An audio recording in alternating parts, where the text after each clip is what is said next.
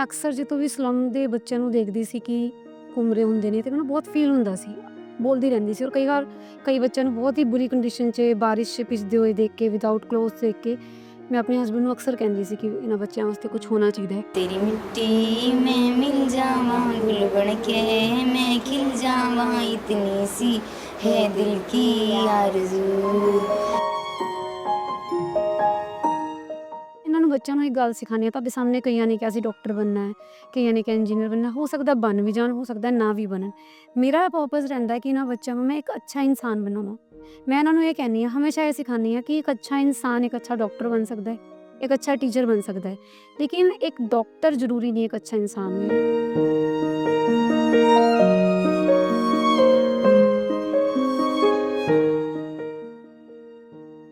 ਦੋਸਤੋ, दुष्यंत कुमार ने एक कविता ਦੇ ਵਿੱਚ ਲਿਖਿਆ ਹੈ ਕਿ कहाँ तो तय था चिरागां हर घर के लिए, कहाँ तो तय था चिरागां हर घर के लिए, कहाँ चिराग मैसर नहीं शहर के लिए। वो मुतमईन है कि पत्थर पिघल नहीं सकता, मैं बेकरार हूँ आवाज़ में असर के लिए। ਇਸ ਹਿੰਦੁਸਤਾਨ ਦੇ ਵਿੱਚ ਜਿੱਥੇ ਆਜ਼ਾਦੀ ਤੋਂ ਪਹਿਲਾਂ ਕਿ ਹਰ ਲਈ ਸਿੱਖਿਆ, ਹਰ ਲਈ ਰੁਜ਼ਗਾਰ, ਸਭ ਕੁਝ ਹੋਏਗਾ, ਵੱਡੇ ਵੱਡੇ ਸੁਪਨੇ, ਪਰ ਇਹ ਸੁਪਨੇ ਕਿਵੇਂ ਰੁਲ ਗਏ, ਕਿਵੇਂ ਅਧੂਰੇ ਰਹਿ ਗਏ। ਅਤੇ ਫਿਰ ਵੀ ਉਹਨਾਂ ਸੁਪਨਿਆਂ ਨੂੰ ਆਵਾਜ਼ ਦੇਣ ਦੇ ਲਈ ਬਰਕਰਾਰ ਬਹੁਤ ਸਾਰੀਆਂ ਸ਼ਖਸੀਅਤਾਂ ਨੇ, ਅਤੇ ਉਹਨਾਂ ਦੇ ਵਿੱਚੋਂ ਇੱਕ ਸ਼ਖਸੀਅਤ ਅੱਜ ਤੁਹਾਨੂੰ ਮਿਲਾਵਾਂਗੇ ਅਸੀਂ ਪੂਨਮ ਪੁਰੀ ਨਾਲ।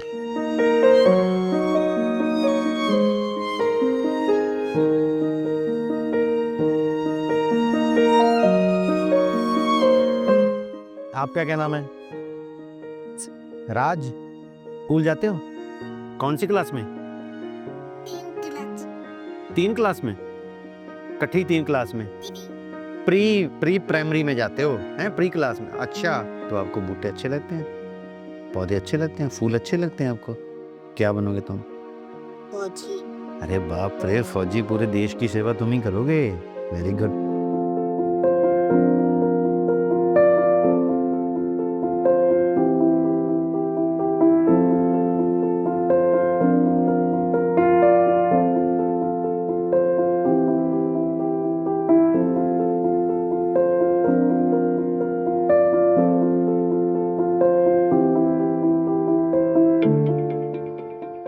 ਵੈਸੇ ਮੈਂ ਤੁਹਾਨੂੰ ਸੱਚੀ ਦੱਸਾਂ, ਮੈਂ ਪੈਡਮੈਨ ਦੇਖੀ ਸੀ ਜਦੋਂ ਫਿਲਮ, ਤੇ ਮੈਨੂੰ ਬਹੁਤ ਜ਼ਿਆਦਾ ਫੀਲ ਹੋਇਆ ਕਿ ਲੇਡੀਜ਼ ਕੀ ਚੀਜ਼ ਯੂਜ਼ ਕਰਦੀਆਂ ਨੇ, ਜਿਹੜਾ ਕੱਪੜਾ ਯੂਜ਼ ਕਰਦੀਆਂ ਨੇ, ਉਹ ਕੱਪੜਾ ਕੋਈ ਮਾਰਕੀਟ ਤੋਂ ਲੈ ਕੇ ਆਉਂਦੀਆਂ ਹੋਣਗੀਆਂ, ਉਹ ਗੰਦੇ ਕੱਪੜੇ ਹੁੰਦੇ। ਤੇ ਫਿਰ ਮੈਂ ਉਹਨਾਂ ਨੂੰ ਸਮਝਾਇਆ, ਉਹਨਾਂ ਨੂੰ ਮੈਂ ਪੁੱਛਿਆ ਕਿ ਤੁਸੀਂ ਕੀ ਯੂਜ਼ ਕਰਦੇ ਹੋ। ਪਹਿਲਾਂ ਉਹਨਾਂ ਨੂੰ ਬਿਠਾਉਣਾ ਬਹੁਤ ਮੁਸ਼ਕਿਲ ਹੈ, ਫਿਰ ਇਹਨਾਂ ਨੇ ਗੱਲ ਸ਼ੁਰੂ ਕੀਤੀ, ਫਿਰ ਇਹਨਾਂ ਨੇ ਮੈਨੂੰ ਬਹੁਤ ਹੀ ਪੋਜ਼ੀਟਿਵ ਰਿਸਪੌਂਸ ਦਿੱਤਾ। ਫਿਰ ਇਹਨਾਂ ਨੂੰ ਸੈਨੀਟਰੀ ਨੈਪਕਿਨ ਦੇਣੇ ਸ਼ੁਰੂ ਕੀਤੇ, ਨਾਲੇ ਸਿਖਾਉਣਾ ਸ਼ੁਰੂ ਕੀਤਾ ਕਿ ਕਿਸ ਤਰ੍ਹਾਂ ਇਹਨੂੰ ਤੁਸੀਂ ਯੂਜ਼ ਕਰਨਾ ਔਰ ਕਿਸ ਤਰ੍ਹਾਂ ਤੁਸੀਂ ਇਹਨੂੰ ਯੂਜ਼ ਕਰਨੇ ਤੋਂ ਬਾਅਦ ਥਰੋ ਕਰਨੇ, ਕਿਉਂਕਿ ਇਟਸ ਵੈਰੀ ਹਾਰਮਫੁਲ।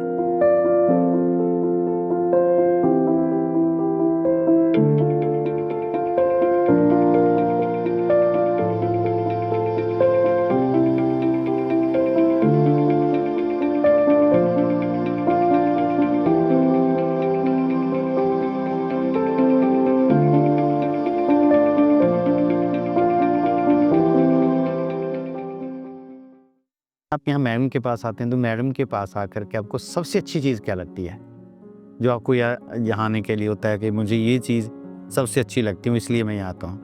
कौन सी है? नानू दुलाते, चीची दुआ से खिलाते, वो अच्छा लगता है, प्यार से। बहुत प्यार से रहते हैं। मैम गुस्से भी करते हैं? अजय गुस्सा करते हैं? अगर गुस्सा करते तो नहीं आते आप? ऐसे नहीं, अगर मैम गुस्सा भी करेंगे कभी तो वो आपके भले के लिए ही करेंगे, तब भी आना, ठीक है ना? अच्छी बात है। क्या बनोगे ज़िंदगी में? फौजी बनना चाहते हैं। फौजी? लड़कियाँ फौजी बनती हैं? देखा आपने? क्यों फौजी क्यों बनना चाहती हैं? डॉक्टर क्यों नहीं? तो ये अच्छे वैसे रहते हैं, पर फौजी। अच्छा, डॉक्टर नहीं बनना? किसने बनना है डॉक्टर? Very good. आपने डॉक्टर बनना है? क्या नाम है आपका? हैं? सचिन। सचिन डॉक्टर बनोगे? क्यों? माँ का इलाज करेंगे। हैं? माँ का इलाज करेंगे। माँ का इलाज करेंगे? ਮੁਸੀਬਤ ਮਰਦਾਂ ਤੇ ਪੈਂਦੀ ਰਹਿੰਦੀ ਹੈ ਤਵੀ ਨਾ ਦੁਨੀਆ ਸਵਾਦ ਲੈਂਦੀ ਹੈ ਨਾਲੇ ਜਿਹੜੇ ਰਸਤੇ ਤੇ ਤੂੰ ਤੁਰਿਆ ਇੱਥੇ ਬਦਨਾਮੀ ਹਾਈ ਰੇਟ ਮਿਲੂਗੀ ਨਿਤ ਕੰਟਰੋਲ ਸਿਕਰੇਟ ਮਿਲੂਗੀ ਧਰਮਾਂ ਦੇ ਨਾਮ ਤੇ ਡਪੇਟ ਮਿਲੂਗੀ ਸੱਚ ਬੋਲੇਗਾ ਤਾਂ ਮਿਲੂ 295 ਜੇ ਕਰੇਗਾ ਤਰੱਕੀ ਉੱਤੇ ਹੇਠ ਮਿਲੂਗੀ ਵੈਰੀ ਗੁੱਡ ਤਾੜੀਆਂ ਮਾਰੋ ਸਾਰੇ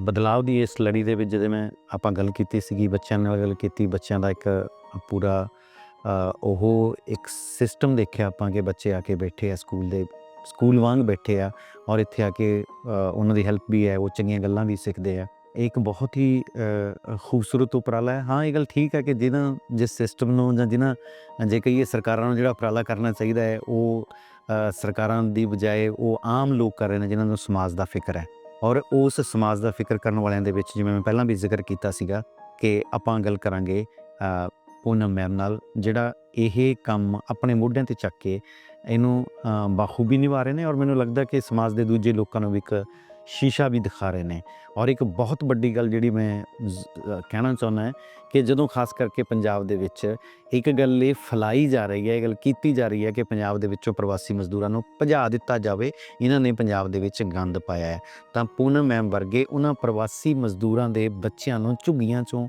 ਕੱਢ ਕੇ ਉਹਨਾਂ ਦੇ ਪਰਿਵਾਰਾਂ ਨੂੰ ਉਹਨਾਂ ਦੀ ਹੈਲਪ ਕਰਦੇ ਉਹਨਾਂ ਨੂੰ ਪੜ੍ਹਾਉਣ ਦੀ ਮਦਦ ਕਰਦੇ ਉਹਨਾਂ ਨੂੰ ਚੰਗੇ ਸੰਸਕਾਰ ਦੇਣ ਦੀ ਗੱਲ ਕਰਦੇ ਆ ਉਹਨਾਂ ਨੂੰ ਚੰਗੀ ਐਜੂਕੇਸ਼ਨ ਦੇਣ ਦੀ ਗੱਲ ਕਰਦੇ ਆ ਆਓ ਮਿਲਦੇ ਆਪਾਂ ਪੂਨਮ ਮੈਮ ਨਾਲ ਨਮਸਕਾਰ ਮੈਮ ਨਮਸਕਾਰ ਸਰ ਤੁਹਾਨੂੰ ਮਿਲ ਕੇ ਬਹੁਤ ਅੱਛਾ ਲੱਗਿਆ ਮੈਨੂੰ ਤੁਸੀਂ ਪਹਿਲਾਂ ਸਾਡੇ ਦਰਸ਼ਕਾਂ ਨੂੰ ਆਪਣੀ ਥੋੜ੍ਹੀ ਜਿਹੀ ਜਾਣ ਪਹਿਚਾਣ ਕਰਾ ਦਿਓ ਪਲੀਜ਼ ਮੈਂ ਬਾਈ ਪ੍ਰੋਫੈਸ਼ਨ ਇੱਕ ਟੀਚਰ ਹਾਂ ਜੀ ਔਰ ਉੱਥੇ ਮੈਂ ਪੜ੍ਹਾਉਂਦੀ ਹਾਂ ਅਤੇ ਮੈਨੂੰ ਸੈਲਰੀ ਮਿਲਦੀ ਹੈ ਇੱਥੇ ਪੜ੍ਹਾਉਂਦੀ ਹਾਂ ਅਤੇ ਮੈਨੂੰ ਦੁਆਵਾਂ ਮਿਲਦੀਆਂ ਨੇ ਔਰ ਆਈ ਥਿੰਕ ਦੋਨੋਂ ਹੀ ਇੱਕ ਇਨਸਾਨ ਵਾਸਤੇ ਜ਼ਰੂਰੀ ਹੁੰਦੇ ਨੇ ਔਰ ਜਿਹੜੀ ਇਹ ਦੁਆਵਾਂ ਨੇ ਇਹਨਾਂ ਨੇ ਮੇਰੀ ਲਾਈਫ 'ਚ ਬਹੁਤ ਚੇਂਜਿਸ ਲਿਆਂਦੇ ਨੇ ਉਹ ਸਭ ਤੋਂ ਵੱਡਾ ਚੇਂਜ ਮੇਰੀ ਗੋਦ 'ਚ ਮੇਰੀ ਬੇਟੀ ਬੈਠੀ ਹੋਈ ਹੈ ਜਿਹੜੀ ਬਹੁਤ ਹੀ ਮੁਸ਼ਕਿਲਾਂ ਨਾਲ ਸਾਨੂੰ ਮਿਲੀ ਹੈ ਇਨਵੈਸਟਮੈਂਟ ਹੈ ਜੈਸੀ ਕਰੋਗੇ ਵੈਸੀ ਮਿਲੇਗੀ ਆਪਾਂ ਕੋਈ ਵੀ ਬੀਮਾ ਕਰਵਾਉਂਦੇ ਹਾਂ ਕੋਈ ਵੀ ਇੰਸ਼ੋਰੈਂਸ ਕਰਵਾਉਂਦੇ ਹਾਂ ਅਤੇ ਅਸੀਂ ਇਹ ਦੇਖਦੇ ਹਾਂ ਕਿ ਐਸਾ ਇੰਨਾ ਇਨਵੈਸਟ ਕਰਾਂਗੇ ਤਾਂ ਸਾਨੂੰ ਕਿੰਨਾ ਮਿਲੇਗਾ ਅਤੇ ਇਹ ਐਸੀ ਇਨਵੈਸਟਮੈਂਟ ਹੈ ਜਿੱਥੇ ਤੁਸੀਂ ਅਗਰ ਇੱਕ ਕਰੋਗੇ ਤਾਂ ਤੁਹਾਨੂੰ ਮੇਰੇ ਖਿਆਲ 'ਚ 50 ਵਾਪਸ ਮਿਲਣਗੇ ਅਤੇ ਤੁਸੀਂ ਮੈਨੂੰ ਸੈਲਫਿਸ਼ ਵੀ ਕਹਿ ਸਕਦੇ ਹੋ ਮੈਂ ਜੋ ਕਰ ਰਹੀ ਹਾਂ ਆਪਣੀ ਸੰਤੁਸ਼ਟੀ ਨਾਲ ਵਾਸਤੇ ਕਰ ਰਹੀ ਹਾਂ ਆਪਣੀ ਫੈਮਿਲੀ ਵਾਸਤੇ ਕਰ ਰਹੀ ਹਾਂ ਔਰ ਇਸ ਸਮਾਜ ਵਾਸਤੇ ਕਰ ਰਹੀ ਹਾਂ ਮੈਂ ਕਹਿੰਦਾ ਇੱਦਾਂ ਦੇ ਸੈਲਫਿਸ਼ ਸੁਸਾਇਟੀ ਦੇ ਵਿੱਚ ਹਰ ਇਨਸਾਨ ਨੂੰ ਹੋਣਾ ਚਾਹੀਦਾ ਜੇ ਇਹ ਸੈਲਫਿਸ਼ਨੈਸ ਹੈਗੀ ਆ ਤੁਹਾਡੇ ਘਰ ਦੇ ਵਿੱਚ ਤੁਸੀਂ ਕੌਣ ਨੇ ਤੁਹਾਡੇ ਹਸਬੈਂਡ ਕੀ ਕੰਮ ਜੌਬ ਕਰਦੇ ਮੇਰੇ ਹਸਬੈਂਡ ਇੰਸ਼ੋਰੈਂਸ ਸੈਕਟਰ 'ਚ ਨੇ ਬ੍ਰਾਂਚ ਮੈਨੇਜਰ ਨੇ ਓਕੇ ਨਾਲਾਗੜ੍ਹ 'ਚ ਨੇ ਮੈਂ ਬਾਈ ਪ੍ਰੋਫੈਸ਼ਨ ਟੀਚਰ ਹਾਂ ਪ੍ਰਾਈਵੇਟ ਸਕੂਲ ਹੈ ਸੇਂਟ ਸੋਲਜਰ ਸਕੂਲ ਸੈਕਟਰ 16 'ਚ ਜੀ ਹਿੰਦੀ ਟੀਚਰ ਹਾਂ ਮੈਂ PhD ਹਾਂ ਮੈਂ ਔਰ ਇੱਕ ਬੇਟਾ ਹੈ ਮੇਰਾ ਹੁਣੇ ਉਹਨੇ 10th ਪਾਸ ਆਊਟ ਕੀਤੀ ਬੇਟੀ ਹੈ ਮਦਰ ਇਨ ਲੋ ਨੇ ਮੇਰੇ ਨਾਲ ਅਸੀਂ ਇਕੱਠੇ ਰਹਿੰਦੇ ਹਾਂ ਸਾਰੇ ਮੈਮ ਮੈਨੂੰ ਤੁਸੀਂ ਇਹ ਦੱਸਿਓ ਵੀ ਇਹ ਤੁਹਾਨੂੰ ਤੁਸੀਂ ਕਿੰਨੇ ਸਮੇਂ ਤੋਂ ਇਹ ਜਿਹੜਾ ਬੱਚਿਆਂ ਨਾਲ ਵਰਕ ਕਰ ਰਹੇ ਹੋ NGO ਟਾਈਪ ਜਿਹੜਾ ਤੁਸੀਂ ਚਲਾ ਰਹੇ ਹੋ ਜੀ ਇਹ ਕਿੰਨੇ ਕੁ ਸਮੇਂ ਤੋਂ ਹੈ ਸਰ ਮੈਨੂੰ ਆਈ ਥਿੰਕ 13 ਸਾਲ ਹੋ ਗਏ ਜੀ 2010 'ਚ ਮੈਂ ਸ਼ੁਰੂ ਕੀਤਾ ਸੀ ਦਿੱਲੀ ਤੋਂ ਅਸੀਂ ਇੱਥੇ ਆਏ ਸੀ ਹਸਬੈਂਡ ਦੀ ਜੌਬ ਕਰਕੇ ਫਿਰ ਟ੍ਰਾਂਸਫਰ ਕਰਕੇ ਅਸੀਂ ਆਏ ਸੀ ਔਰ ਕੁਛ ਐਸੀ ਮੇਰੀ ਲਾਈਫ 'ਚ ਕੁਛ ਐਸਾ ਇੰਸੀਡੈਂਟ ਹੋਇਆ ਸੀ ਕਿ ਮੈਨੂੰ ਕਾਫੀ ਮੈਂ ਪਰੇਸ਼ਾਨ ਸੀ ਉਸ ਟਾਈਮ ਮੈਂ ਅਕਸਰ ਜਦੋਂ ਵੀ ਸਲਮ ਦੇ ਬੱਚਿਆਂ ਨੂੰ ਦੇਖਦੀ ਸੀ ਕਿ ਘੁੰਮ ਰਹੇ ਹੁੰਦੇ ਨੇ ਅਤੇ ਮੈਨੂੰ ਬਹੁਤ ਫੀਲ ਹੁੰਦਾ ਸੀ ਬੋਲਦੀ ਰਹਿੰਦੀ ਸੀ ਔਰ ਕਈ ਬੱਚਿਆਂ ਨੂੰ ਬਹੁਤ ਹੀ ਬੁਰੀ ਕੰਡੀਸ਼ਨ 'ਚ ਬਾਰਿਸ਼ 'ਚ ਭਿੱਜਦੇ ਹੋਏ ਦੇਖ ਕੇ ਵਿਦਆਊਟ ਕਲੋਥ ਦੇਖ ਕੇ ਮੈਂ ਆਪਣੇ ਹਸਬੈਂਡ ਨੂੰ ਅਕਸਰ ਕਹਿੰਦੀ ਸੀ ਕਿ ਇਹਨਾਂ ਬੱਚਿਆਂ ਵਾਸਤੇ ਕੁਛ ਹੋਣਾ ਚਾਹੀਦਾ ਹੈ ਕਿਸੇ ਵੀ ਕੰਮ ਨੂੰ ਸ਼ੁਰੂ ਕਰਨਾ ਮੁਸ਼ਕਿਲ ਨਹੀਂ ਹੈ ਉਹਨੂੰ ਅੰਜਾਮ ਤੱਕ ਲੈ ਕੇ ਜਾਣਾ ਬਹੁਤ ਉਹ ਹੀ ਸਭ ਤੋਂ ਵੱਡੀ ਤੁਹਾਡੀ ਜੀਤ ਹੁੰਦੀ ਚੁਣੌਤੀ ਵੀ ਹੁੰਦੀ ਹੋਈ ਚੁਣੌਤੀ ਵੀ ਹੈ ਔਰ ਤੁਹਾਡੀ ਜੀਤ ਵੀ ਹੈ ਔਰ ਮੈਂ ਬਹੁਤ ਖੁਸ਼ ਨਸੀਬ ਹਾਂ ਕਿ ਮੇਰੇ ਪਰਿਵਾਰ ਨੇ ਮੇਰਾ ਪੂਰਾ ਸਾਥ ਦਿੱਤਾ without family U can't do anything ਇਹ ਗੱਲ ਤਾਂ ਬਿਲਕੁਲ ਠੀਕ ਮੇਰੇ ਹੈ ਹਸਬੈਂਡ ਨੇ ਜਿਹੜੀ ਮੇਰੀ ਜ਼ਿੰਦਗੀ ਦੇ ਸਭ ਤੋਂ ਵੱਡਾ ਸਪੋਰਟ ਸਿਸਟਮ ਹੈ ਜਿਨ੍ਹਾਂ ਨੇ ਮੈਨੂੰ ਇਹ ਸਿਖਾਇਆ ਕਿ ਬੋਲਣ ਨਾਲ ਨਹੀਂ ਹੁੰਦਾ ਕਰਨਾ ਪਏਗਾ ਔਰ ਹਰ ਸਟੈਪ 'ਤੇ ਮੇਰੇ ਨਾਲ ਨੇ ਚੱਲ ਇਹ ਬਹੁਤ ਖੂਬਸੂਰਤ ਹੈ ਅਸੀਂ ਇੱਕ ਗੱਲ ਹੀ ਜਾਣਨਾ ਚਾਹੁੰਦੇ ਹਾਂ ਕਿ ਜਦੋਂ ਤੁਸੀਂ ਆਪਣੇ ਆਪੇ ਵੀ ਗੱਲ ਕੀਤੀ ਕਿ ਜਦੋਂ ਤੁਸੀਂ ਇਹਨਾਂ ਪੋਜੀਸ਼ਨਾਂ ਦੇ ਵਿੱਚੋਂ ਲੰਘਦੇ ਹੋ ਤਾਂ ਬਹੁਤ ਸਾਰੀਆਂ ਦੁਸ਼ਵਾਰੀਆਂ ਦਾ ਸਾਹਮਣਾ ਕਰਨਾ ਪੈਂਦਾ ਮੁਸ਼ਕਲਾਂ ਦਾ ਸਾਹਮਣਾ ਕਰਨਾ ਪੈਂਦਾ ਤੁਹਾਨੂੰ ਵੀ ਮੁਸ਼ਕਲਾਂ ਆਈਆਂ ਹੋਣਗੀਆਂ ਜਾਂ ਮੈਨੂੰ ਕੋਈ ਇਹ ਗੱਲ ਦੱਸੋ ਕਿ ਜਿਹੜੀ ਕਿ ਤੁਸੀਂ ਕੁਝ ਕਰਨਾ ਚਾਹਿਆ ਪਰ ਫਿਨਾਂਸ ਪੱਖੋਂ ਤੁਹਾਨੂੰ ਕੋਈ ਪ੍ਰੋਬਲਮ ਆਈ ਹੋਵੇ ਵੀ ਅਸੀਂ ਕਰ ਨਾ ਪਾਏ ਹੋਈਏ ਫਿਰ ਕੋਈ ਇਸ ਕਿਸਮ ਦੇ ਉਹਦੇ ਸਟਰਗਲ ਦੇ ਵਿੱਚੋਂ ਤੁਹਾਨੂੰ ਗੁਜ਼ਰਨਾ ਪਿਆ ਹੈ ਸਰ ਸ਼ੁਰੂ 'ਚ ਕੀ ਹੁੰਦਾ ਹੈ ਨਾ ਕਿ ਔਰ ਉਹ ਹੋਣੀ ਵੀ ਚਾਹੀਦੀ ਹੈ ਉਨ 'ਚ ਮੈਂ ਉਸ ਤੋਂ ਮੈਂ ਟਰਸਟ ਨਹੀਂ ਕਰਦਾ ਕੋਈ ਇਨਸਾਨ ਸ਼ੁਰੂ ਤੋਂ ਨਾ ਕਿ ਵਾਈ ਸ਼ੀ ਇਜ਼ ਡੂਇੰਗ, ਕਿਉਂ ਕਰ ਰਹੀ ਹੈ। ਔਰ ਤੁਸੀਂ ਇਹ ਸੋਚ ਲਓ ਕਿ ਆਪਾਂ ਸੋਚਦੇ ਹਾਂ ਕਿ ਅਸੀਂ ਜਦੋਂ ਬੁਢਾਪੇ 'ਚ ਆ ਜਾਵਾਂਗੇ ਨਾ, ਅਸੀਂ ਰਿਟਾਇਰਮੈਂਟ 'ਚ ਆ ਜਾਵਾਂਗੇ, ਅਸੀਂ ਉਸ ਟਾਈਮ ਇਹ ਕੰਮ ਕਰਾਂਗੇ। ਔਰ ਮੈਂ ਬਹੁਤ ਯੰਗ ਸੀ ਜਿਸ ਟਾਈਮ ਮੈਂ ਸ਼ੁਰੂ ਕੀਤਾ ਇਹ ਕੰਮ। ਮਤਲਬ ਮੇਰੀ ਅੱਜ ਮੈਂ ਅਗਰ 40 'ਚ ਹਾਂ ਤੇ ਉਸ ਟਾਈਮ ਤੇ ਸੋਚੋ 13 ਸਾਲ 13 ਸਾਲ ਪਹਿਲਾਂ ਦਾ ਬਹੁਤ ਯਾਦ ਛੋਟੀ age ਸੀ ਇਹ ਜੀ। ਔਰ ਲੋਕਾਂ ਨੂੰ ਲੱਗਦਾ ਹੈ ਕਿ ਬਸ ਥੋੜਾ ਜਿਹਾ ਲਾਈਮਲਾਈਟ 'ਚ ਆने ਵਾਸਤੇ ਸੋਸ਼ਲ ਮੀਡੀਆ 'ਤੇ ਆने ਵਾਸਤੇ ਇਨਸਾਨ ਕਰ ਰਿਹਾ। ਤੇ ਕਈਆਂ ਨੇ ਮਦਦ ਕੀਤੀ ਔਰ ਮੇਰੇ ਹਸਬੈਂਡ ਦੇ ਆਫਿਸ ਵਾਲਿਆਂ ਨੇ ਕੀਤੀ ਜਿਸ ਤਰ੍ਹਾਂ ਸਟਾਰਟਿੰਗ 'ਚ, ਤੇ ਉਹਨਾਂ ਨੇ ਕਿਹਾ ਕਿ ਅਸੀਂ ਹਰ ਮਹੀਨੇ 100 ਰੁਪਏ ਦੇਵਾਂਗੇ। ਫਿਰ ਧੀਰੇ ਧੀਰੇ ਲੋਕਾਂ ਨੇ ਮੈਨੂੰ ਜਦੋਂ ਸਲਮ ਦੇ ਏਰੀਆ 'ਚ ਬੈਠੇ ਦੇਖਿਆ। ਸਭ ਤੋਂ ਵੱਡੀ ਗੱਲ ਹੈ ਕਿ ਤੁਹਾਨੂੰ ਆਪਣੇ ਕੰਫਰਟ ਜ਼ੋਨ ਤੋਂ ਨਿਕਲਣਾ ਪੈਂਦਾ ਹੈ। ਮੈਂ ਸਲਮ 'ਚ ਹੀ ਜਾਂਦੀ ਸੀ, ਸਲਮ ਦੀ ਝੁੱਗੀਆਂ 'ਚ ਹੀ ਪੜ੍ਹਾਉਂਦੀ ਸੀ। ਉੱਥੇ ਹੀ ਸਟੇਅਰਕੇਸ ਹੈ, ਗੋਪਾਲ ਰੈਸਟੋਰੈਂਟ ਹੈ ਪੰਚਕੂਲਾ 'ਚ, ਸਵੀਟਸ ਹੈ ਉੱਥੇ ਮੈਂ ਪਿੱਛੇ ਬੈਠ ਕੇ ਬੱਚਿਆਂ ਨੂੰ ਪੜ੍ਹਾਉਂਦੀ ਸੀ। ਫਿਰ ਆਉਂਦੇ ਜਾਂਦੇ ਲੋਕ ਜਿਵੇਂ ਮੈਂ ਦੇਖਦੀ ਸੀ ਐਵੇਂ ਮੈਨੂੰ ਦੇਖਣ ਲੱਗ ਗਏ। ਉਹਨਾਂ ਨੇ ਰੁਕਣਾ ਸ਼ੁਰੂ ਕੀਤਾ, ਫਿਰ ਉਹਨਾਂ ਨੇ ਹੈਲਪ ਸ਼ੁਰੂ ਕੀਤੀ, ਫਿਰ ਉਹ ਆ ਕੇ ਆਪਣੇ ਬੱਚਿਆਂ ਦੇ ਬਰਥਡੇ ਸੈਲੀਬ੍ਰੇਟ ਕਰਦੇ ਸੀ। फिर वो स्टार्टअप हो गया। तो ਹੌਲੀ ਹੌਲੀ ਫਿਰ ਇਹ ਇੰਸਪੀਰੇਸ਼ਨ बहुत ऐसे लोग आए जिन्होंने किया जी आप ऐसे करो, हम 10,000 देंगे। एक महिला ਜਿਹੜੀ ਹੁੰਦੀ ਹੈ, ਇੱਕ ਲੇਡੀ ਜਿਹੜੀ ਹੁੰਦੀ ਹੈ, ਉਹ ਉਹਨੂੰ ਬਹੁਤ ਅੱਛੀ ਨਜ਼ਰ ਭਗਵਾਨ ਨੇ ਦਿੱਤੀ ਹੁੰਦੀ ਹੈ ਕਿ ਉਹ ਸਮਝ ਸਕਦੀ ਹੈ ਕਿ ਸਾਹਮਣੇ ਵਾਲਾ ਤੁਹਾਨੂੰ ਕਿਉਂ ਬੁਲਾ ਰਿਹਾ ਹੈ, ਕਿਸ ਵਾਸਤੇ ਤੁਹਾਨੂੰ ਕਰ ਰਿਹਾ। ਤੇ ਐਸੇ ਵੀ ਮੂਮੈਂਟ ਆਏ ਜਿੱਥੇ ਮੈਨੂੰ ਇਹ ਲੱਗਿਆ ਕਿ ਇਹਨਾਂ ਦੀ ਜਿਹੜੀ ਸੋਚ ਹੈ ਬਹੁਤ ਬੁਰੀ ਹੈ, ਨੀਅਤ ਜਿਹੜੀ ਹੈ ਬਹੁਤ ਹੀ ਗੰਦੀ ਹੈ। ਔਰ ਇਹ ਕਿਸ ਵਾਸਤੇ ਮੈਨੂੰ ਇਹ ਗੱਲ ਕਹਿ ਰਹੇ ਨੇ। ਤੇ ਮੈਂ ਬਹੁਤ ਹੀ ਸਮਾਰਟ ਲੜਕੀ ਹਾਂ, ਮੈਨੂੰ ਕੋਈ ਬੇਵਕੂਫ ਨਹੀਂ ਬਣਾ ਸਕਦਾ, ਇਸ ਕਰਕੇ ਮੈਂ ਨਹੀਂ ਬਣੀ। ਨਹੀਂ। ਇਹ ਮੈਂ- ਤਾਂ ਹਾਂ। ਕੋਈ ਦੋਰਾਵਾ ਨਹੀਂ ਕਿ ਤੁਸੀਂ ਬਹੁਤ ਸਮਾਰਟੀ ਜਿਹੜਾ ਇਹਨੂੰ ਮਤਲਬ ਤੁਸੀਂ ਰਨ ਕਰ ਰਹੇ ਹੋ। ਮੈਮ ਇੱਕ ਸਵਾਲ ਹੋਰ ਸੀ ਮੇਰਾ ਕਿ ਜਿਹੜਾ ਤੁਸੀਂ ਇਹ ਇੱਕ ਮਤਲਬ NGO ਚਲਾ ਰਹੇ ਹੋ, ਇਹਦਾ ਕੋਈ ਟਰਸਟ ਵਗੈਰਾ ਜਾਂ ਤੁਸੀਂ NGO ਦਾ ਨਾਮ ਵਗੈਰਾ ਕੀ ਹੈ? ਇਸਦਾ ਨਾਮ ਸਰ ਪਹਿਲਾਂ ਤਾਂ ਕਾਫੀ ਲੰਬੇ ਟਾਈਮ ਤੱਕ ਮੈਂ ਕੁਝ ਨਹੀਂ ਬਣਾਇਆ ਸੀ। ਮੈਨੂੰ ਲੱਗਦਾ ਸੀ ਕਿ ਮੈਂ ਜੋ ਕਰ ਰਹੀ ਹਾਂ ਮੈਂ ਆਪਣੇ ਬਿਹਾਫ 'ਤੇ ਕਰ ਰਹੀ ਹਾਂ। ਮੈਨੂੰ ਸਾਰੇ ਪੁੱਛਦੇ ਸੀ ਕਿ ਇਹ NGO ਹੈ। ਮੈਂ ਲਾਸਟ ਆਈ ਥਿੰਕ ਕੋਵਿਡ ਤੋਂ ਜਾਂ 1 ਸਾਲ ਪਹਿਲਾਂ ਜਾਂ ਕੋਵਿਡ ਦਾ ਲਾਸਟ 'ਚ ਅਸੀਂ ਸਟਾਰਟਿੰਗ ਦੇ ਐਂਡ ਆਫ ਦੇ ਜਿਹੜੇ ਡੇਜ਼ ਸੀ ਉਹ ਤੋਂ ਅਸੀਂ ਇਹਨੂੰ ਲੈ ਕੇ ਗਏ ਸੀ ਆਪਣੇ ਕੋਚ 'ਚ, ਔਰ ਅਸੀਂ ਇਹਨੂੰ ਟਰਸਟ ਬਣਾਇਆ ਹੈ ਜਿਹਦੇ 'ਚ ਮੈਂ ਔਰ ਮੇਰੇ ਹਸਬੈਂਡ ਔਰ ਇੱਕ ਸਾਡੇ ਫਰੈਂਡ ਨੇ, ਉਹੀ ਅਸੀਂ 3 ਜਣੇ। ਜਸਟ ਕਿ ਇੱਕ ਨਾ ਹੋਣਾ ਚਾਹੀਦਾ ਕਿਸੇ ਬੱਚੇ ਵਾਸਤੇ, ਮੈਨੂੰ ਕਦੇ ਕੋਈ ਫਾਈਟ ਕਰਨਾ ਪਵੇ ਤੇ ਮੈਂ ਕਿਸੇ ਨੂੰ ਦੱਸ ਸਕਾਂ ਕਿ ਮੈਂ ਕੌਣ ਹਾਂ। ਇਸ ਕਰਕੇ ਅਸੀਂ ਨੂੰ ਇਹਦਾ ਨਾਮ ਹੈ ਪਹਿਲਾ ਕਦਮ ਦਾ ਫਸਟ ਸਟੈਪ, ਕਿਉਂਕਿ ਪਹਿਲਾ ਕਦਮ ਦੇ ਨਾਮ ਤੋਂ ਬਹੁਤ ਸਾਰੀ NGOs ਨੇ, ਟਰਸਟ ਨੇ, ਤੇ ਮੇਰਾ ਫਸਟ ਸਟੈਪ ਸੀ, ਨਿਊ ਸਟੈਪ ਕਹਿ ਲਓ ਇਹਨੂੰ। ਤੇ ਮੈਂ ਔਰ ਲਾਈਫ 'ਚ ਮੈਨੂੰ ਲੱਗਦਾ ਵੀ ਹੈ ਕਿ ਪਹਿਲਾ ਕਦਮ ਵੀ ਬਹੁਤ ਟਫ ਹੁੰਦਾ ਹੈ। ਜਦੋਂ ਤੁਸੀਂ ਉਹ ਉਠਾ ਲੈਂਦੇ ਹੋ ਫਿਰ ਲਾਈਫ ਤੁਹਾਡੀ ਈਜ਼ੀ ਹੈ। ਬੱਚੇ ਵਾਸਤੇ ਵੀ ਉਹੀ ਟਫ ਹੁੰਦਾ ਹੈ, ਤੇ ਇਸ ਕਰਕੇ ਅਸੀਂ ਇਹਦਾ ਇਹੀ ਨਾਮ ਰੱਖਿਆ। ਮੈਮ ਜਿਵੇਂ ਬੱਚੇ ਮੈਂ ਦੇਖਿਆ ਹੁਣ ਅਸੀਂ ਇੱਥੇ ਬੱਚੇ ਆਏ ਆ ਤੁਹਾਡੇ ਕੋਲੇ, ਬੱਚੇ ਤੁਹਾਡੀਆਂ ਤਾਰੀਫਾਂ ਵੀ ਬਹੁਤ ਕਰ ਰਹੇ ਆ ਕਿ ਬਹੁਤ ਕੁਝ ਸਿੱਖਦੇ ਆ, ਤੁਸੀਂ ਸਿਖਾਉਂਦੇ ਵੀ ਆ। ਮੈਨੂੰ ਇਹ ਲੱਗਦਾ ਹੈ ਕਿ ਇੱਕ ਬੱਚੇ ਨੂੰ ਟੀਚ ਕਰਨਾ, ਜਿਹੜਾ ਬੱਚਾ ਸਕੂਲ 'ਚ ਗਿਆ ਉਹਨੂੰ ਤੁਸੀਂ ਉਹਦੀ ਬੁੱਕ ਤੋਂ ਟੀਚ ਕਰ ਦਿੱਤਾ, ਉਹ ਲੱਗਦਾ ਕਿ ਬਹੁਤ ਈਜ਼ੀ ਟਾਸਕ ਹੈ। ਪਰ ਉਹਨੂੰ ਜ਼ਿੰਦਗੀ ਦਾ ਪਾਠ ਪੜ੍ਹਾਉਣਾ, ਜ਼ਿੰਦਗੀ ਜਿਉਣਾ ਸਿਖਾਉਣਾ, ਇਹ ਇੱਕ ਬਹੁਤ ਟਫ ਜੌਬ ਵੀ ਹੈ। ਔਰ ਇਹ ਮੈਨੂੰ ਲੱਗਦਾ ਕਿ ਇੱਕ ਅੱਜ ਦੇ ਸਮੇਂ ਦੇ ਵਿੱਚ ਬੱਚਿਆਂ ਲਈ ਬਹੁਤ ਜ਼ਿਆਦਾ ਜ਼ਰੂਰੀ ਵੀ ਹੈ ਜਿਹੜਾ ਤੁਸੀਂ ਕਰ ਰਹੇ ਹੋ। ਤੁਸੀਂ ਮੈਂ ਦੱਸਣੀ ਆ ਤੁਹਾਨੂੰ, ਜੇ ਅਗਰ ਪਹਿਲਾ ਕਦਮ ਚੱਲ ਰਿਹਾ ਇਹਦੇ 'ਚ 50% ਮੇਰੀ ਸਟੂਡੈਂਟਸ ਹੈਲਪ ਕਰਦੇ ਨੇ। ਜਿਹੜੇ ਬੱਚਿਆਂ ਨੂੰ ਮੈਂ ਪੜ੍ਹਾਇਆ ਦਿੱਲੀ 'ਚ, ਮੈਂ 1 ਸਾਲ ਵੀ ਪੂਰਾ ਨਹੀਂ ਪੜ੍ਹਾਇਆ ਸੀ। ਮੈਂ ਹਸਬੈਂਡ ਦੀ ਟ੍ਰਾਂਸਫਰ ਹੋਈ ਤੇ ਮੈਂ ਉਹਨਾਂ ਦੇ ਨਾਲ ਆ ਗਈ। ਤੁਸੀਂ ਯਕੀਨ ਕਰੋਗੇ ਕਿ ਉੱਥੋਂ ਦੇ ਕਮ ਸੇ ਕਮ 10 ਬੱਚੇ ਐਸੇ ਨੇ ਜਿਹੜੇ ਆਫ ਐਂਡ ਆਲ ਹੈਲਪ ਕਰਦੇ ਨੇ। ਮੇਰੇ ਆਪਣੇ ਇੱਥੋਂ ਦੇ ਬੱਚੇ ਨਹੀਂ ਮੇਰੀ ਹੈਲਪ ਕਰਦੇ ਨੇ। ਤੇ ਇਹ ਉਹ ਪਾਠ ਨੇ ਜਿਹੜੇ ਕਲਾਸਰੂਮ ਦੇ ਸਬਜੈਕਟ ਨਾਲ ਨਹੀਂ ਪੜ੍ਹਾਏ ਜਾ ਸਕਦੇ। ਬਿਲਕੁਲ। ਇਹ ਜੇ ਤੁਸੀਂ ਬੱਚਿਆਂ ਨੂੰ ਕਲਾਸ 'ਚ ਪੜ੍ਹਾ ਕੇ ਮਾਰਕਸ ਲਿਆ ਸਕਦੇ ਹੋ, ਨੰਬਰ ਲਿਆ ਸਕਦੇ ਹੋ, ਲੇਕਿਨ ਜ਼ਿੰਦਗੀ ਦੇ ਪਾਠ ਜਿਹੜੇ ਤੁਸੀਂ ਉਹਨਾਂ ਨੂੰ ਸਿਖਾਉਣੇ ਨੇ ਉਹ ਤੁਹਾਡੇ ਵਿਦਆਊਟ ਬੁੱਕਸ ਹੁੰਦੇ ਨੇ। ਤੁਹਾਡੇ ਸਾਹਮਣੇ ਕਈਆਂ ਨੇ ਕਿਹਾ ਸੀ ਡਾਕਟਰ ਬਣਨਾ ਹੈ, ਕਈਆਂ ਨੇ ਕਿਹਾ ਇੰਜੀਨੀਅਰ ਬਣਨਾ, ਹੋ ਸਕਦਾ ਬਣ ਵੀ ਜਾਣ, ਹੋ ਸਕਦਾ ਨਾ ਵੀ ਬਣਨ। ਮੇਰਾ ਪਰਪਸ ਰਹਿੰਦਾ ਕਿ ਇਹਨਾਂ ਬੱਚਿਆਂ ਨੂੰ ਮੈਂ ਇੱਕ ਅੱਛਾ ਇਨਸਾਨ ਬਣਾਵਾਂ।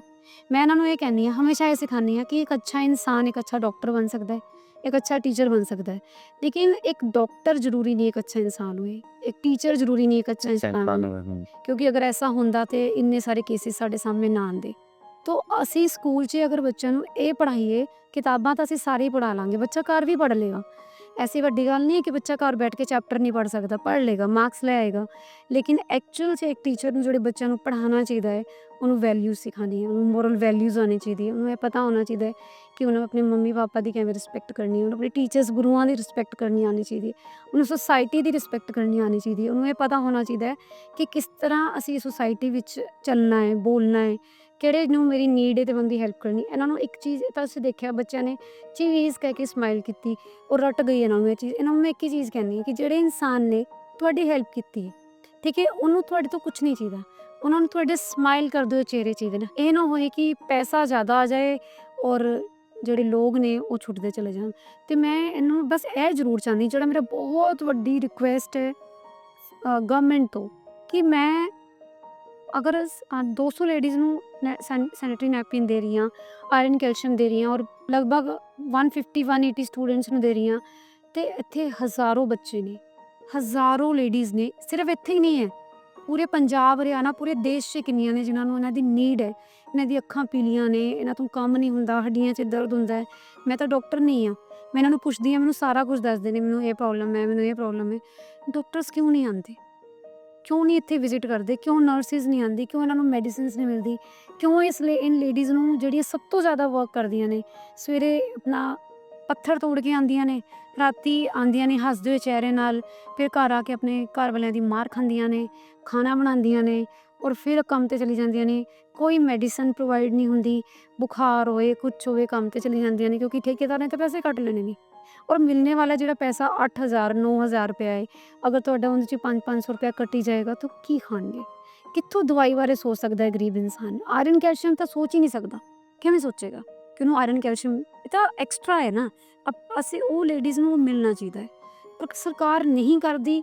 ਇਹਦਾ ਮੈਨੂੰ ਬਹੁਤ ਦੁੱਖ ਹੈ ਔਰ ਕੋਈ ਸਰਕਾਰ ਨਹੀਂ ਕਰਦੀ, ਚਾਹੇ ਉਹ ਕੋਈ ਵੀ ਗਵਰਨਮੈਂਟ ਹੋਏ। ਮੈਂ ਸਾਰੇ ਗਵਰਨਮੈਂਟ ਨੂੰ ਦੇਖ ਲਿਆ, ਮੈਂ ਹਰਿਆਣਾ 'ਚ ਵੀ ਦੇਖ ਲਿਆ, ਮੈਂ ਪੰਜਾਬ 'ਚ ਵੀ ਦੇਖ ਲਿਆ, ਮੈਂ ਦੋਨੋਂ ਜਗ੍ਹਾ ਕੰਮ ਕਰਕੇ ਦੇਖਿਆ, ਕੋਈ ਨਹੀਂ ਆਉਂਦਾ, ਕੋਈ ਬਦਲਾਅ ਨਹੀਂ ਹੈ, ਸਿਰਫ ਕਾਗਜ਼ੀ ਬਦਲਾਅ ਨੇ। ਕਾਜ ਮੈਂ ਜਿਹੜਾ ਸਵਾਲ ਤੁਹਾਡੇ ਤੋਂ ਪੁੱਛਣਾ ਸੀ, ਤੁਸੀਂ ਆਪੇ ਉਹ ਟੱਚ ਕਰ ਲਿਆ ਕਿ ਤੁਸੀਂ ਜਿਵੇਂ ਬੱਚੇ ਆਪਣੇ ਕੋਲ ਬੈਠੇ ਆ, ਤੁਸੀਂ ਇਹਨਾਂ ਬੱਚਿਆਂ ਨੂੰ ਟੀਚ ਕਰਦੇ ਹੋ, ਅੱਛੀ Etiquettes, ਹਾਂ। ਐਟੀਕੇਟ ਸਿਖਾਉਂਦੇ ਹੋ ਇਹਨਾਂ ਨੂੰ। ਜਿਵੇਂ ਆਪਾਂ ਕਹਿ ਲਈਏ ਕਿ ਇੱਕ ਜਿਹੜੀ ਮਤਲਬ ਆਪਣੇ ਕੋਲੇ ਜਿਹੜੀ ਸਮਾਜ ਦੇ ਵਿੱਚ ਚੰਗਾ ਬਣਨ ਦੀ ਇੱਕ ਸਿੱਖਿਆ ਦਿੰਦੇ ਆਪਾਂ, ਨੈਤਿਕ ਸਿੱਖਿਆ ਜਿਹਨੂੰ ਆਪਾਂ ਕਹਿੰਦੇ ਹਾਂ, ਕਿ ਉਹ ਤੁਸੀਂ ਦੇ ਰਹੇ ਹੋ। ਪਰ ਇਸ ਦੇ ਨਾਲ ਦੀ ਨਾਲ ਤੁਸੀਂ ਜਿਹੜੀਆਂ ਸਲਮਸ ਦੇ ਵਿੱਚ ਸਾਡੀਆਂ ਉਹਨਾਂ ਸਲਮਸ ਦੇ ਵਿੱਚ ਭੈਣਾਂ ਨੇ, ਔਰਤਾਂ ਨੇ, ਉਹਨਾਂ ਨਾਲ ਵੀ ਤੁਹਾਡਾ ਇੱਕ ਰਾਬਤਾ ਕਾਇਮ ਹੈਗਾ, ਤੁਸੀਂ ਜਾਣਦੇ ਹੋ। ਉਹ ਕੀ ਮਤਲਬ ਕਿਵੇਂ ਤੁਸੀਂ ਰਾਬਤਾ ਸੈੱਟ ਕੀਤਾ, ਜਾਂ ਤੁਹਾਡਾ ਕੀ ਵਰਕ ਹੈ ਉਹਦੇ ਵਿੱਚ, ਤੁਸੀਂ ਕੀ ਕਰ ਇਹਨਾਂ ਨੂੰ ਮੈਂ ਨਾ ਵੈਸੇ ਮੈਂ ਤੁਹਾਨੂੰ ਸੱਚੀ ਦੱਸਾਂ, ਮੈਂ ਪੈਡਮੈਨ ਦੇਖੀ ਸੀ ਤੋਂ ਜੀ ਮੈਨੂੰ ਉਸ ਫਿਲਮ ਤੋਂ ਬਹੁਤ ਸਿੱਖਿਆ ਮਿਲੀ। ਮੈਨੂੰ ਲੱਗਿਆ ਕਿ ਤਿਆਰ ਹੋਏ ਤੁਸੀਂ? ਹਾਂ, ਮੈਂ ਬਹੁਤ ਜ਼ਿਆਦਾ ਇੰਸਪਾਇਰ ਹੋਈ। ਮੈਨੂੰ ਇਹ ਲੱਗਿਆ ਕਿ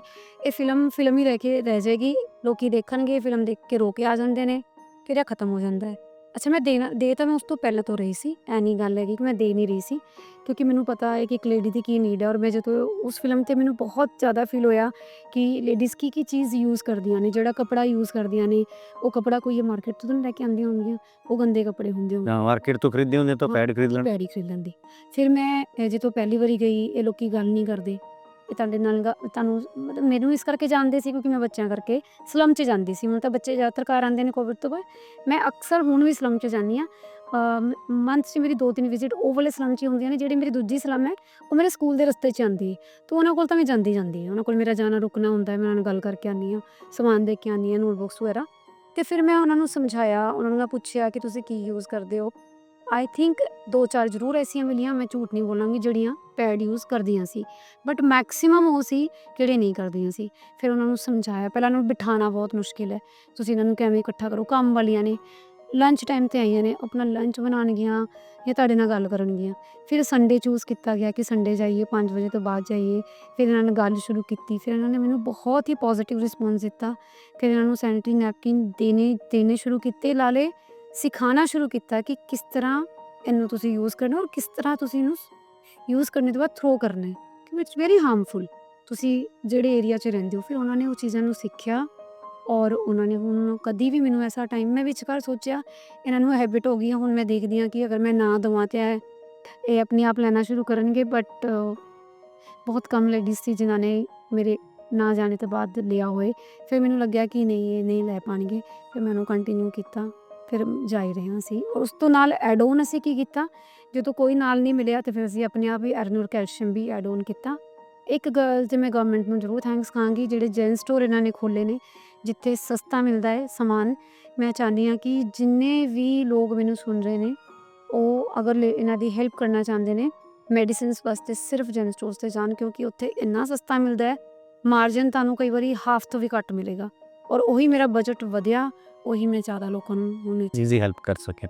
ਦੇ ਪੈਡ।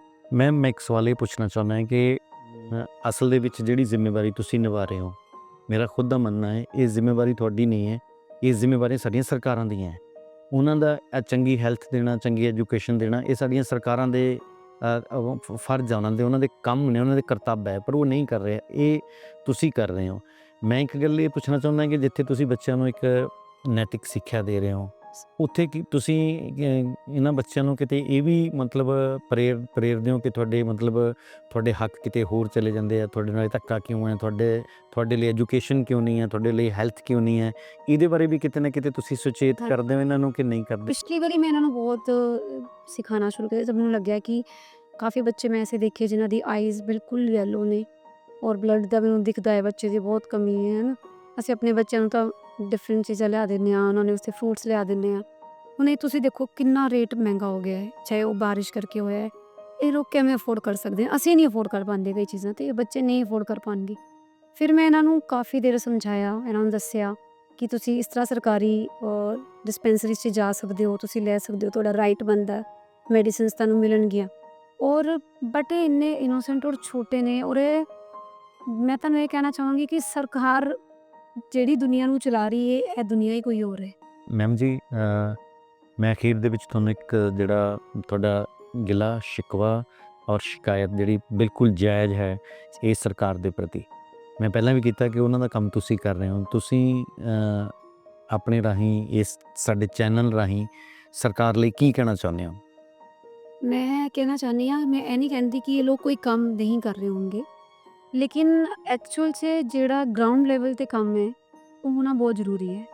ਕਿਉਂਕਿ ਇਹ ਜਿਹੜੇ ਲੋਕ ਨੇ ਨਾ, ਅਗਰ ਇਹ ਨਹੀਂ ਠੀਕ ਰਹਿ ਸਕਦੇ, ਇਹਨਾਂ ਨੂੰ ਇਹਨਾਂ ਦੇ ਰਾਈਟ ਨਹੀਂ ਮਿਲ ਸਕਦੇ, ਤੇ ਜਿਨ੍ਹਾਂ ਦਾ ਪੇਟ ਭਰਿਆ ਹੋਇਆ ਵੇ, ਜਿਹੜੇ ਪਹਿਲਾਂ ਹੀ ਰੱਜੇ ਹੋਏ ਨੇ, ਉਹਨਾਂ ਨੂੰ ਖਾਣਾ ਖਵਾ ਕੇ ਕੋਈ ਫਾਇਦਾ ਨਹੀਂ ਹੈ। ਅਸੀਂ ਜਿਹੜਾ ਕੰਮ ਕਰ ਰਹੇ ਹਾਂ ਉਹ ਕਿਤਾਬਾਂ 'ਚ ਨਜ਼ਰ ਆਉਂਦਾ ਹੈ, ਪੇਪਰਾਂ 'ਚ ਨਜ਼ਰ ਆਉਂਦਾ ਹੈ, ਨਿਊਜ਼ ਚੈਨਲ 'ਚ ਨਜ਼ਰ ਆਉਂਦਾ ਹੈ, ਨਿਊਜ਼ਪੇਪਰ 'ਚ ਨਜ਼ਰ ਆਉਂਦਾ ਹੈ।